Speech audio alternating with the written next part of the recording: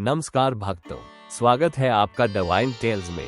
यहाँ हम केवल कथाएं नहीं सुनाते, यहाँ हम धर्म, कर्म और आत्मा के गूढ़ रहस्यों को समझते हैं। ये चैनल समर्पित है श्री राम की मर्यादा को, श्री कृष्ण के प्रेम को, हनुमान जी की निस्वार्थ भक्ति को और पुराणों की उस शिक्षा को जो जीवन को सही दिशा देती है। इन कथाओं का उद्देश्य डर दिखाना नहीं, बल्कि बोध कराना है कि ईश्वर हर क्षण हमारे साथ है। आइए आज की कथा की ओर बढ़ते हैं। मृत्यु एक ऐसा शब्द जिससे मन कांप जाता है, हृदय सिकुड़ जाता है। लेकिन गरुड़ पुराण कहता है मृत्यु अंत नहीं है, ये केवल एक यात्रा का द्वार है। जब शरीर अपनी अंतिम सांस लेता है तब श्वास रुकती है, पर चेतना नहीं।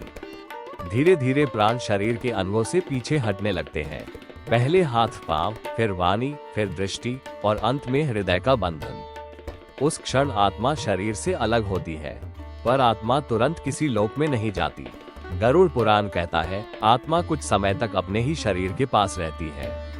वो देखती है अपना निष्प्राण देह, रोते हुए परिजन, भागते हुए लोग, जलता हुआ चूल्हा और रुका हुआ संसार। उस आत्मा को एक अजीब सा भ्रम होता है, मैं यही हूँ, मैं मरी नहीं हूँ। वो बोलना चाहती है पर शब्द नहीं निकलते, वो छूना चाहती है पर स्पर्श नहीं होता। यहीं से आत्मा को पहली बार अपने शरीर के छूटने का सत्य समझ में आता है। गरुड़ पुराण कहता है जिसका जीवन जैसा होता है उसकी मृत्यु भी वैसी ही होती है। जो जीवन भर धर्म, सेवा, करुणा और भक्ति में रहा, उसकी चेतना हल्की होती है। ऐसी आत्मा शांत होती है, भयमुक्त होती है। जैसे थका हुआ यात्री विश्राम के लिए आंखें बंद कर ले, उसके चेहरे पर पीड़ा नहीं, एक गूढ़ शांति होती है। लेकिन जो जीवन भर लोभ, हिंसा, छल और अहंकार में डूबा रहा, उसकी आत्मा भारी हो जाती है। ऐसी आत्मा शरीर छोड़ते समय डरती है, भटकती है, चिपकती है। उसे लगता है सब कुछ छिन गया। वो अपने कर्मों से भागना चाहती है, लेकिन कर्म छाया की तरह साथ चलते हैं।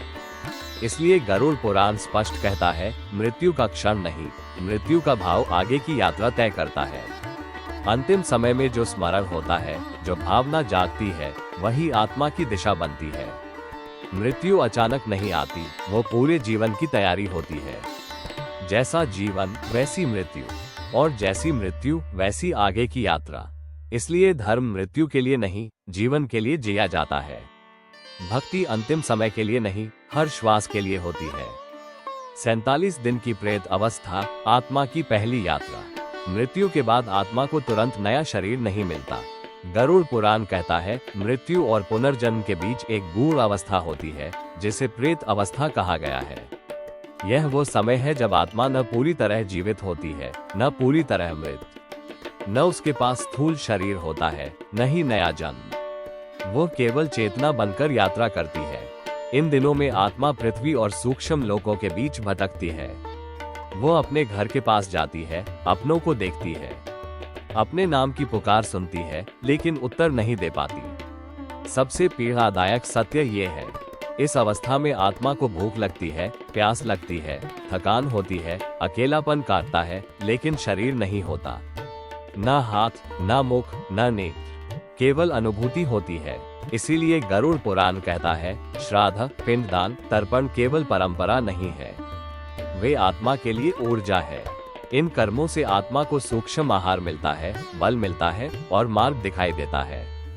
जब परिवार श्राद्ध करता है तो आत्मा को यह अनुभूति होती है, मैं अकेली नहीं हूँ। जब पिंडदान होता है तो आत्मा की भूख शांत होती है। जब तर्पण होता है तो उसकी थकान कम होती है। लेकिन ये समझना आवश्यक है, 47 दिन पूरी यात्रा नहीं है, ये केवल आत्मा की यात्रा का पहला चरण है। यह वो तैयारी है जिसके बाद आत्मा अपने कर्मों के अनुसार आगे के लोगों की ओर बढ़ती है। मृत्यु के बाद भी आत्मा संवेदना रखती है। अपनों के कर्म उसकी यात्रा को सरल या कठिन बनाते हैं। श्राद्ध केवल रस्म नहीं, करुणा है। 47 दिन के बाद 11 महीने, दूसरा चरण अत्यंत महत्वपूर्ण। यहाँ सबसे जरूरी बात ध्यान से समझिए। गरुड़ पुराण 47 दिन और 11 महीने को दो अलग अलग यात्राएं नहीं बताता। यह एक ही आत्मिक यात्रा के दो गहरे चरण हैं। पहला चरण स्मरण की अवस्था, संवेदना और बंधन, 47 दिन। इन 47 दिनों में आत्मा प्रेत अवस्था में रहती है, भ्रमित, संवेदनशील और अपनों से जुड़ी हुई। यह वो समय है जब आत्मा अभी भी संसार की डोर से बांधी होती है। दूसरा चरण, निर्णय की अवस्था, सत्य और निर्णय। 11 महीने 47 दिन पूरे होने के बाद आत्मा पितृलोक या यमलोक में प्रवेश करती है। अब यात्रा बदल जाती है। यहाँ भावनाएं नहीं, कर्म बोलते हैं। मृत्यु के बाद आत्मा अकेली नहीं होती, वो अपने ही कर्मों के साथ चलती है। इन लगभग 11 महीनों में आत्मा के जीवन का सूक्ष्म मूल्यांकन होता है। किसे दुख दिया, किसे सहारा दिया, कब स्वार्थ चुना, कब धर्म, कब मौन रहा, कब अन्याय सहा और कब अन्याय किया। यह कोई दंड प्रक्रिया नहीं, ये सत्य का दर्पण है। आत्मा अपने ही कर्मों को स्वयं देखती है। गरुड़ पुराण कहता है, यमदूत केवल मार्गदर्शक होते हैं, निर्णय कर्म स्वयं करते हैं। यही कारण है कि किसी आत्मा को ये समय हल्का लगता है और किसी को अत्यंत भारी। कर्म का नियम और नरक का सच। गरुड़ पुराण का सबसे कठोर और सबसे सत्य वचन है, कोई भी कर्म से नहीं बच सकता। न देवता, न धन, न सत्ता, न रिश्ते, क्योंकि कर्म बाहर से नहीं, अंदर से बाधा होता है। नरक का भ्रम। हमने नरक को हमेशा डराने वाली जगह माना, लेकिन गरुड़ पुराण कहता है, नरक बदले की जगह नहीं है। नरक कोई क्रोध नहीं, कोई प्रतिशोध नहीं। नरक है आत्मा को उसके कर्म समझाने की प्रक्रिया, कर्म का प्रत्यक्ष अनुभव। यहाँ कर्म स्वयं अनुभव बन जाता है। जिसने हिंसा की वो हिंसा महसूस करता है, जिसने अपमान किया वो अपमान जीता है, जिसने छल किया वो असहायता और टूटे विश्वास का बोझ उठाता है। ये दंड नहीं, प्रतिबिंब है। नरक स्थायी क्यों नहीं? गरुड़ पुराण स्पष्ट करता है, नरक स्थायी नहीं होता, क्योंकि नरक का उद्देश्य सजा देना नहीं, सुधार है। जब आत्मा अपने कर्मों का पूर्ण अनुभव कर लेती है, जब अहंकार गल जाता है, जब पश्चाताप शुद्धि बन जाता है, तब नरक समाप्त हो जाता है। यम और दूतों का रहस्य। यम क्रूर देवता नहीं है, वे न्याय के दर्पण है। वे केवल मार्ग दिखाते हैं, रास्ता कर्म स्वयं बनाते हैं। नरक ईश्वर का क्रोध नहीं, आत्मा की पाठशाला है। और स्वर्ग इनाम नहीं, कर्म की सहज सुगंध है। जीवन में जो बोओगे वही पाओगे। ईश्वर दंड नहीं देते, समझ देते हैं, और जो समझ गया वही मुक्त हुआ। पुनर्जन्म, आत्मा वापस क्यों आती है? सबसे बड़ा प्रश्न, आत्मा दोबारा जन्म क्यों लेती है? गरुड़ पुराण कहता है, आत्मा को बंधन में बांधने वाली सबसे सूक्ष्म शक्ति है इच्छा। मृत्यु के बाद जब कर्मों का फल भोग लिया जाता है, तब भी कुछ अधूरा रह जाता है।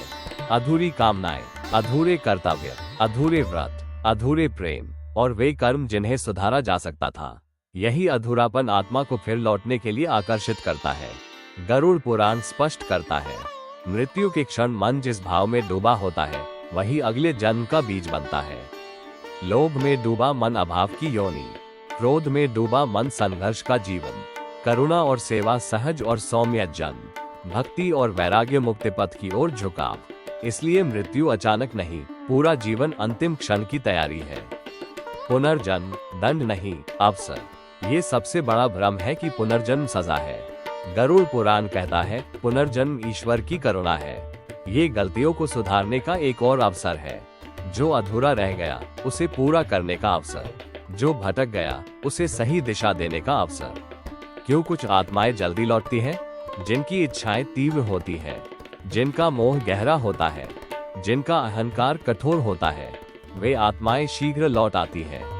और जिनका मन शांत, संतुलित और वैराग्य से भरा होता है, वे ऊंचे लोकों की ओर बढ़ती है।